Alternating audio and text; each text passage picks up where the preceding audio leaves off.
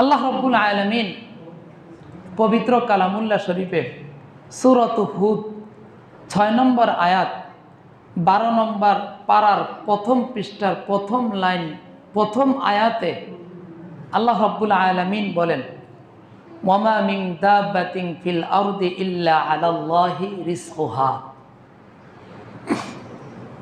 জমিনে চলাচল করে, জমিনে যাদেরকে আমি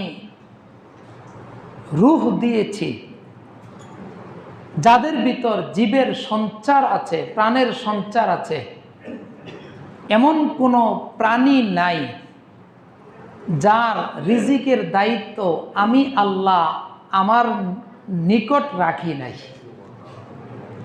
অর্থাৎ প্রত্যেকেরই রিজিকের দায়িত্ব কে নিয়ে নিয়েছেন? আল্লাহ তাআলা নিয়ে নিয়েছেন। আল্লাহ তাআলা বলেন, ওয়ায়ালামু মুস্তাকাররাহা, আমি প্রত্যেকটা মানুষের অবস্থান সম্পর্কে জানি। ওয়া মুস্তাউদাহা, মানুষের ভবিষ্যৎ কি সেটাও জানেন কে? আল্লাহ।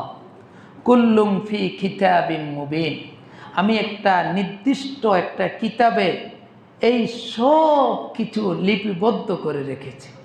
কে রাখছেন? আল্লাহ।